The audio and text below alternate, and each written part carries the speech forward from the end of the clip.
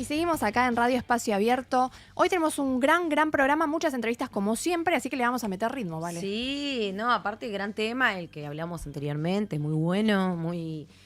Nada, un poco a veces desesperanzador tocar ese tema, pero al mismo tiempo está bueno empezar a debatir, digo, el estado que queremos, no un estado que... No, queremos un estado, para empezar. Por eso Claro, pero está para bueno empezar. plantearlo porque también lo que hace es generar conciencia para que podamos reflexionar sobre el rol que queremos que el Estado Claro. tenga efectivamente y para no dejar pasar cosas que parecen obvias, que van naturalizándose y que no son ni naturales ni obvias y que no deberían pasar. No, porque además la realidad es que se caló muy hondo esto de que el Estado es ineficiente y a su vez los profesionales del Estado sufrimos las consecuencias. Totalmente. Y hoy vamos a hablar de un tema muy sensible también. Vamos a hablar sobre la violencia familiar y para eso trajimos a una especialista en la materia. Ella es la doctora Albana Zubarroca, es abogada egresada de la UBA, matriculada en Cava y en Provincia de Buenos Aires, casi con 20 años de ejercicio profesional independiente en Derecho de Familia, Niñez y Género y más de 15 años de experiencia laboral en la Administración Pública Nacional. Tiene un posgrado en Derecho y Política Ambiental y actualmente se dedica a todo lo que tiene que ver con derechos de daño y riesgos del trabajo. Bienvenida, Albana, ¿cómo estás? Hola, Bienvenida, ¿cómo están? Albana. Muchas gracias. Bueno, hoy te convocamos para hablar de un tema súper sensible que tiene que ver con la violencia familiar. Voy a hacer una pregunta muy amplia, pero para arrancar, ¿qué rol tiene la justicia a la hora de abordar problemas de violencia familiar que le llegan a través de denuncias o de casos que ya están judicializados, ¿no? Ok. Bueno, principalmente creo que lo que hay que tener en cuenta acá es que la justicia por sí sola no puede actuar. O sea, la justicia tiene que actuar de forma interdisciplinaria. En los casos de violencia familiar, violencia de género, cuando una mujer llega a la instancia de poder denunciar, muchas veces pasa por otras situaciones propias de su psiquis y de su vulnerabilidad y necesita sentirse fortalecida antes de llegar a la justicia en sí. Y ese fortalecimiento también lo tiene que dar el Estado a través de instituciones, como por ejemplo en los municipios, las secretarías de equidad de género, el servicio local de niñez, porque la violencia de género en mujeres va de la mano con la violencia a las niñeces, muchas veces. Está bueno esto que decís porque acá mucho no se habla en general de la violencia vicaria, que justamente es la violencia indirecta, ¿no? Y es una violencia muy cruel, muy difícil a ver, es, digamos, es evidente la violencia física, los golpes, es evidente. Pero la violencia psicológica, la violencia vicaria, que es la violencia que sufrimos las mujeres por parte quizás del progenitor de nuestros hijos, o sea, la violencia es hacia la mujer, pero usando al niño, al hijo, a la hija, de intermediarios. Entonces, por ejemplo, cuando vas a hacer una denuncia, sin llegar a la denuncia en la justicia, cuando vas a hacer una exposición, por ejemplo, en la comisaría de la mujer o en el servicio local de los municipios, servicio local de niñez y adolescencia, Sí.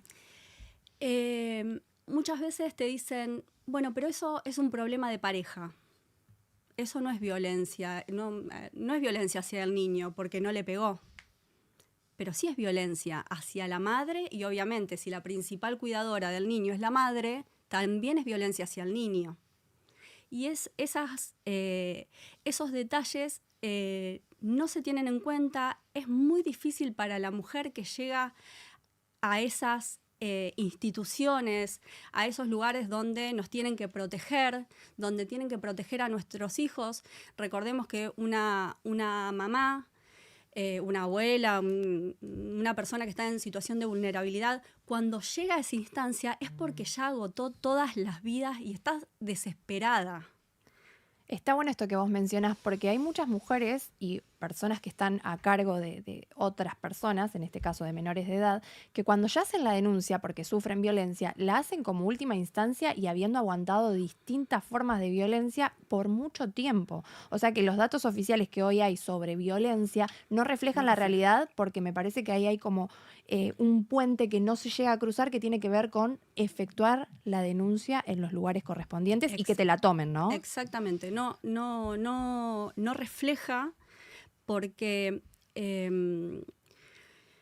justamente para tomar, primero que es fundamental también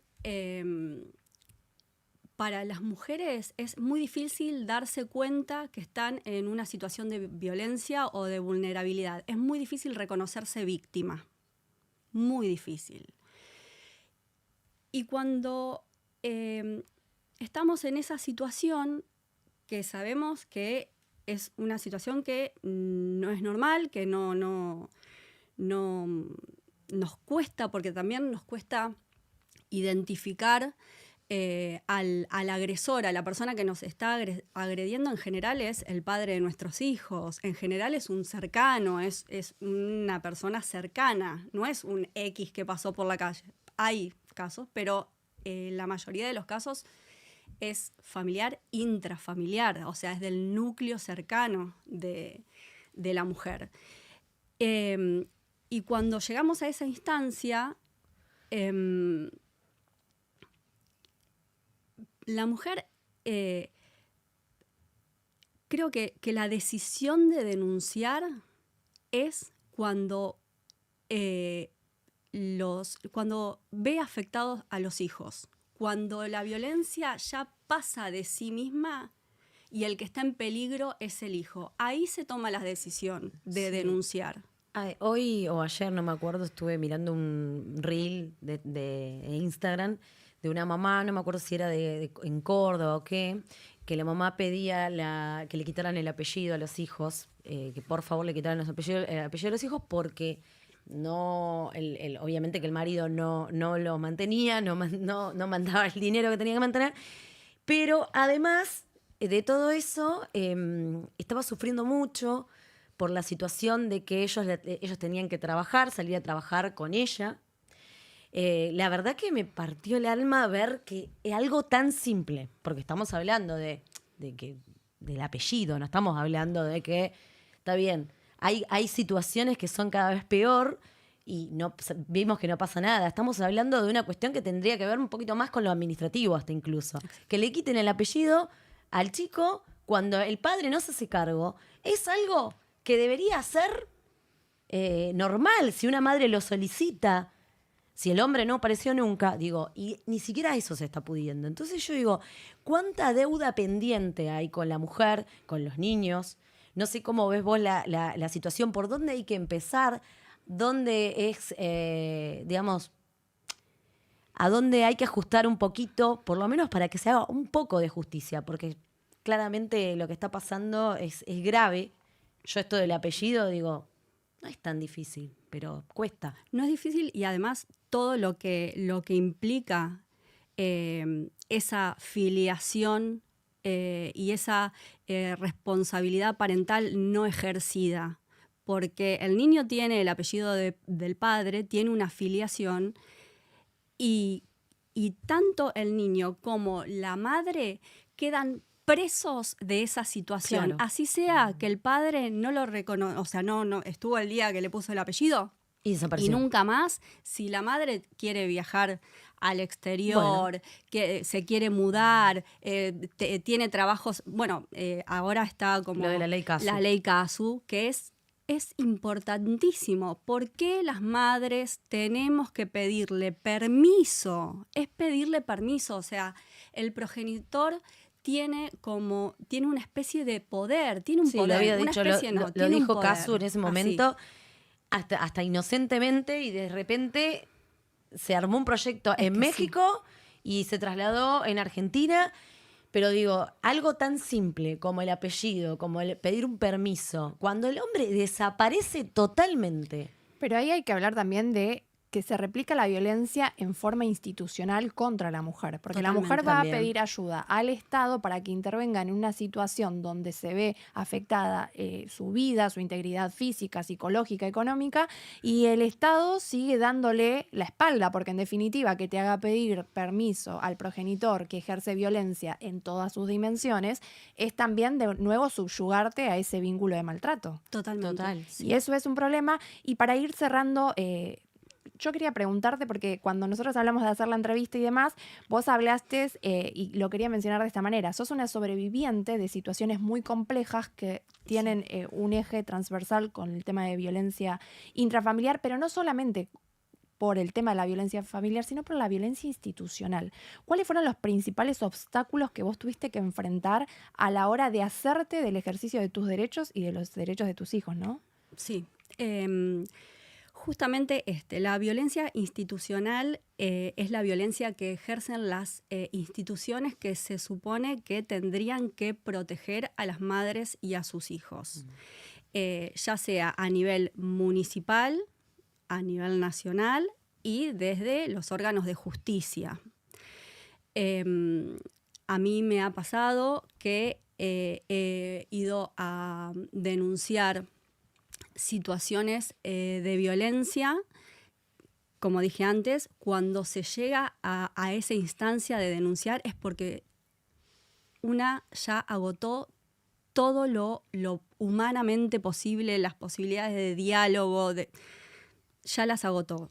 Llegás a esa instancia de denunciar y me ha pasado, por ejemplo, que en la comisaría de la mujer no me han querido tomar la denuncia. Pasa bastante. Me ha pasado, Sí. yo soy de Varadero, en Sí. mi pueblo no me han querido tomar la Me ha denuncia. pasado. Primero que no hay una preparación muchas veces en las oficiales de la comisaría de la mujer pueden tener la mejor predisposición, pero no tienen una preparación idónea y del campo interdisciplinario. Cuando una persona, una mujer llega en esa situación de vulnerabilidad, necesita un acompañamiento, necesita una escucha válida, Total. necesita un abrazo en Sí. el sentido de contener, de palabras, de mirada. Por más que tengan la mejor predisposición, muchas veces no están capacitadas. Y me ha pasado de llegar, denunciar en un estado de desesperación y llamaron, era una situación con mi hijo, había sucedido con mi hijo, que el padre se lo había llevado de Varadero, Sí. se lo había traído para Buenos Aires y lo tenía retenido sin avisar, sin contestar el teléfono, y yo hacía más de 24 horas que no sabía dónde estaba mi hijo. Y Qué desesperante. en la comisaría de la mujer, ellas me atendieron muy bien, las oficiales, todo muy bien, llamaron al servicio local de niñez y en el servicio local les dijeron que no me tomen la denuncia porque el niño estaba con el progenitor. Y como no había un régimen de visitas o un cuidado personal determinado, el padre tenía el mismo derecho que yo a tener al niño en ese momento. Eso creo, no sé si lo decía el código de Vélez Sarsfield, o sea, también nos encontramos los abogados y las abogadas que hacemos familias con eso que es terrible. Nosotros nos podemos preparar, hacer cursos, capacitaciones, posgrados, máster, doctorados en niñez, en familia, en género, pero si los profesionales dentro de las instituciones que tienen que protegernos, tanto a nivel municipal, nacional, provincial, o dentro de la justicia, no se preparan, no están capacitados, no resuelven, Es no un hacen problema. resoluciones con perspectiva de género, el niño está entrampado. Total. Mira, algo de lo que resume un poco lo que vos venís contando tiene que ver con la frase que dice que la justicia sin poder es tiranía. Pero perdón, que la justicia sin poder es tiranía, pero que el poder sin justicia es tiranía, pero que cuando se ejerce ese poder, pero sin la justicia, y cuando ¡ay, se me mezcló todo! Vamos de nuevo, corte. No, que cuando se ejerce el poder sin justicia es tiranía, pero cuando hay tiranía y no hay un ámbito de justicia, entonces los derechos se empiezan a desaparecer. Son declamaciones, pero en definitiva no se pueden ejercer en el ámbito real. Entonces, a mí me parece que hay una impotencia de la justicia y de las instituciones por garantizar los derechos reconocidos en todo el ordenamiento jurídico que afectan la vida y la integridad de cada una de las personas que se ven afectadas, ¿no? Entonces, nosotros te agradecemos por haber venido, gracias por haber contado el testimonio y también por toda la trayectoria que vos tenés respecto de la defensa de los derechos de los niños, niñas, adolescentes y también de las mujeres que ven vulnerados sus derechos por violencia, Totalmente. no solamente intrafamiliar, sino también por la violencia institucional. ¿Y cuánto queda por hacer? Queda mucho por hacer. No se muevan porque ya volvemos con también una entrevista de lujo que tiene que ver con, vamos a hablar sobre la ley de baja imputabilidad, pero nos vamos con esta canción al corte que es Ella de la Berizo, una mujer que fue a pedir ayuda, que no la escucharon y entonces su historia quedó en formato canción, pero ella no pudo hacer valer sus derechos. Saludos a todos los que nos comentan también, por favor.